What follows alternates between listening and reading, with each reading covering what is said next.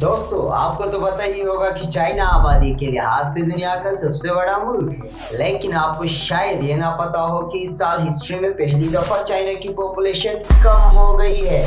For the first time in more than 60 years, China's population has fallen. This could indicate the possible start of a long-term decline. सोच रहे होंगे कि अगर China की population आखिरकार कम हो ही रही है तो ये बहुत अच्छी बात है, मगर आप ये सुनकर हैरान रह जाएंगे कि वहाँ की गवर्नमेंट अब खुद ही आबादी को बढ़ाने की कोशिश कर रही है। इस हैरानकुन बात को आज हम और आप मिलकर समझेंगे। अब चाइना की पॉपुलेशन पॉलिसी को समझने के लिए पहला ये समझना पड़ेगा कि पॉपुलेशन का बढ़ना किसी मुल्क के लिए अच्छा है या बुरा है। इस सवाल का जवाब ढूंढने के लिए इन जनाब ने 18वीं सेंचुरी में कई साल लगाकर रिसर्च की। ये उस वक्त दुनिया के सबसे मशहूर इकोनॉमिस्ट में से एक थे। अब सीन ये है कि 18वीं सेंचुरी से पहले तक दुनिया की आबादी बहुत आहिस्ता आहिस्ता बढ़ रही थी। फिर जंगों, बीमारियों और नेचुरल डिजास्टर्स की वजह से पॉपुलेशन में दोबारा घटाव आ जाता। लेकिन 18वीं सेंचुरी के बाद इंडस्ट्रियल रिवॉल्यूशन आया और यूरोप में आबादी बहुत तेजी से बढ़ने लगी। और जैसे जैसे इंडस्ट्रियल रिवॉल्यूशन दुनिया में फैलता गया तो हर जगह आबादी में इजाफा बहुत तेजी से होने लगा। इसी को देखकर ही थॉमस माल्थस सोच में पड़ गए। उन्होंने कहा कि पॉपुलेशन अगर बहुत तेजी से बढ़ी तो फूड, शेल्टर, मेडिसिन और दूसरी रिसोर्सेज सब लोगों की जरूरियात पूरी करने के लिए कम पड़ जाएंगे। उन्होंने कहा कि फिर पॉपुलेशन एक लिमिट पर पहुंच जाएगी और गुर्बत, बेरोजगारी और भूख इतनी बढ़ जाएगी कि लोग फिर मरने लगेंगे और पॉपुलेशन रुक जाएगी। लेकिन बाबा माल्थस की थ्योरी को सबने एक्सेप्ट नहीं किया और इनमें से एक थे बाबा फ्रेडरिक एंगल्स। हाँ, पॉपुलेशन का तेजी से बढ़ना बहुत मसला क्रिएट कर सकता है, लेकिन अगर दूसरी तरफ इंडस्ट्री को डेवलप किया जाए और रिसोर्सेज को इक्वली डिवाइड करके सबको दिया जाए तो पॉपुलेशन इतना बड़ा मसला नहीं रहता। अब हम बैठते हैं फ्लैशबैक वाली गाड़ी में और चलते हैं हिस्ट्री में। 1949 में यानी पाकिस्तान और इंडिया की आजादी के 2 साल बाद चाइना आजाद हुआ। उस वक्त चाइना की पॉपुलेशन 540 मिलियन या 54 करोड़ की थी और उस टाइम वहां की पॉपुलेशन ग्रोथ रेट 1.77% थी। पॉपुलेशन ग्रोथ रेट का मतलब है कि किसी भी साल में एक मुल्क की आबादी कितनी % बढ़ रही है। 1950 के बाद चाइना की पॉपुलेशन ग्रोथ रेट पॉजिटिव रही, मतलब पॉपुलेशन बढ़ती रही और ग्रोथ रेट तकरीबन 2% के करीब चलती रही। बट 1959 और 1962 के दरमियान चाइना में बहुत बड़ा फेमाइन यानी कहत आया। फेमाइन ऐसा वक्त होता है जब एक पूरे मुल्क में ही फूड की इतनी कमी हो जाती है कि लोग भूख से मरने लग जाते हैं। तो चाइना के 1959 से लेकर 1961 तक के फेमाइन को द ग्रेट फेमाइन कहा गया। इस दौरान चाइना की आबादी पहली दफा कम हुई। उस वक्त पॉपुलेशन ग्रोथ रेट 0.17 पर पहुंच गई थी, लेकिन जब फेमाइन खत्म हुआ तो पॉपुलेशन बहुत तेजी से दोबारा बढ़ने लगी, यहाँ तक कि ये 3% ग्रोथ रेट तक पहुंच गई, जो कि ग्रोथ रेट के हिसाब से बड़ी परसेंटेज। 1964 में चाइना की पॉपुलेशन 74 करोड़ की थी और उस साल 3% ग्रोथ रेट होने का मतलब है कि आबादी में 2 करोड़ लोगों का इजाफा होना। आबादी में इस इंतहा की तेजी गवर्नमेंट के लिए बहुत परेशानी की बात है। द ग्रेट फेमाइन के तजुर्बे की वजह से चाइना नहीं चाहती थी कि फिर कहीं लोग इतने ना बढ़ जाए कि फूड कम पड़ जाए। इसलिए 1980 में उस वक्त के चाइना के सदर डेंग जियाओपिंग ने 1 चाइल्ड पॉलिसी लागू की।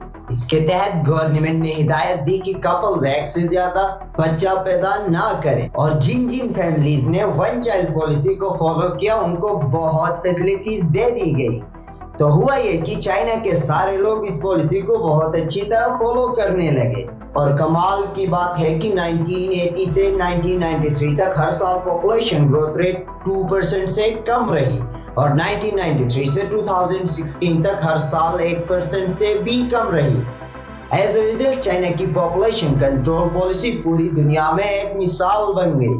تو پاپولیشن گروتھ ریٹ میں اس کمی کی وجہ سے چائنا کو کیا فائدہ ہوا؟ اگر ہم 1980 سے 2015 کے درمیان وہاں کے غربت یعنی پاورٹی ریٹ کو دیکھیں تو 1993 میں چائنا کی 72% لوگ $2 پر ڈے پر گزارا کر رہے تھے اور یہ پاورٹی ہر سال اتنی کم ہوتی گئی کہ 2016 میں چائنا کی پاپولیشن میں 99% لوگ غربت کی اس لیول سے اوپر آ گئے۔ غربت میں اس حد تک کی کمی آنے میں پاپولیشن کنٹرول کا بہت بڑا رول تھا، تو کیا ہم اس سے یہ سمجھے کہ تھامس مالتھس جی ٹھیک تھے؟ جی نہیں۔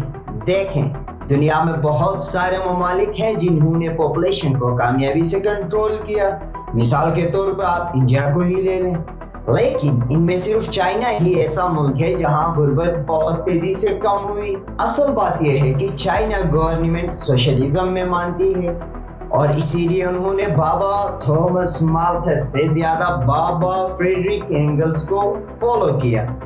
ایک سائڈ پر انہوں نے پاپولیشن کنٹرول تو کیا، لیکن دوسری سائڈ پر انہوں نے انڈسٹری کو بہت تیزی سے ڈیولپ کیا اور پھر اسٹیٹ کے ریسورسز کو بہت اچھی طرح ڈیوائیڈ کیا۔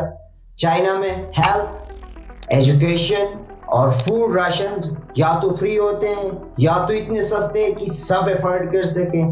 اس کے ساتھ ساتھ انہوں نے انڈسٹری کو اتنا ڈیولپ کیا ہے کہ پاپولیشن کے لحاظ سے ریسورسز اور ویلتھ بہت زیادہ پروڈیوس ہو رہے ہیں، اسی لیے پھر وہاں انیمپلائمنٹ بھی بہت کم ہے اور اتنی زیادہ پروڈکشن کرنے کے لیے بھی یہ ضروری تھا کہ چائنا کے پاس بڑی پاپولیشن یعنی بہت بڑی ورک فورس ہوتی۔ تو اب ایسا کیوں ہے کہ چائنا اپنی پاپولیشن کو دوبارہ بڑھانا چاہ رہی ہے؟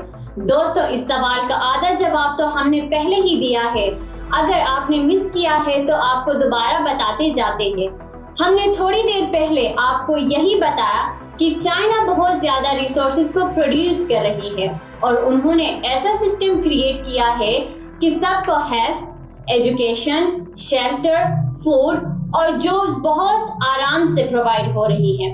اس کا مطلب ہے کہ چائنا اگر پاپولیشن کو بڑھائے بھی تو وہ اپنی سٹیزن کو سنبھال سکتی ہے۔ دوسری طرف یہ بھی ہے کہ پاپولیشن گروتھ ریٹ کے کم رہنے کی وجہ سے چائنا میں بوڑھے زیادہ اور جوان کم رہ گئے ہیں، بچے کم پیدا ہوئے ہیں اور جوان لوگ بوڑھے ہو گئے ہیں۔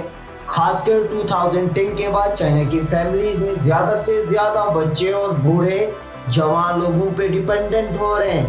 جوان لوگوں کی کمی کی وجہ سے ان پر بہت زیادہ سٹریس پڑ گیا ہے اور اسی کی وجہ سے یہ خطرہ بھی ہے کہ چائنا کی ورک فورس کم ہو جائے گی، اور دوسری طرف ان کو یہ بھی ستایا جا رہا ہے کہ انڈیا ان کے مقابلے میں ورک فورس بھی ڈیولپ کر رہا ہے اور سٹیبل بھی ہو رہا ہے، اور چائنا ایسا ہونے نہیں دے سکتی کیونکہ اس کا ٹارگٹ ہے کہ زیادہ سے زیادہ اکانومی گرو کرے اور یو ایس کے ساتھ اکانومک وار میں بھی پیچھے نہ ہٹ جائے۔ تو اس لیے اب چائنا کو ضرورت بھی ہے اور یہ اس قابل بھی ہے کہ وہ اپنی پاپولیشن کو دوبارہ بڑھائے۔ تو دوستو، کیا آپ کو اب کلیئر ہوا ہے کہ چائنا اپنی آبادی دوبارہ بڑھانا کیوں چاہ رہی ہے اور آبادی کو بڑھانے اور کم ہونے کو کیسا سمجھا جائے؟ ہم نے یہ سیکھا کہ آبادی کا بڑھنا یا کم ہونا بذات خود کوئی بری یا اچھی بات نہیں ہوتی، بلکہ اس کو جب ہم کسی ملک کے اکانومک کنڈیشنز اور اکانومک سسٹم سے لنک کر کے دیکھتے ہیں تو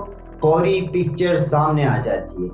آپ نے دیکھا کہ چائنا تھا تو شروع سے ہی سوشلسٹ، لیکن وہاں انڈسٹری ڈیولپ نہیں تھی، اسی لیے بہت مسئلے تھے اور گورنمنٹ نے پھر پاپولیشن کو کم کیا۔ اس کے بعد جب انہوں نے انڈسٹری ڈیولپ کی تو ساتھ ساتھ نئے ریسورسز اور ویلتھ کو بہت تک ایکولی ڈیوائیڈ کیا۔ اسی طرح ہمارے پاس انڈیا، پاکستان اور بنگلہ دیش جیسے ملک ہیں جہاں انڈسٹری کچھ حد تک ڈیولپ ہوئی، لیکن ویلتھ سب کے پاس نہیں گیا، اسی لیے غربت بڑھتا گیا۔ آپ کا چائنا کی پاپولیشن کنٹرول اور چائنا کی اکانومی کے بارے میں کیا اوپینین ہے؟ کمنٹ میں ضرور بتائیں، اور اگر ہم نے کوئی بات غلط کی ہے تو اس کو بھی پلیز کریکٹ کیجیے۔ اسی طرح کے ٹاپکس پر ہم ہر ہفتے آپ کو اسی طرح مزے کے انداز میں انفارمیشن دیتے رہیں گے اور ہم آپ ہنستے ہنستے سیکھتے جائیں گے۔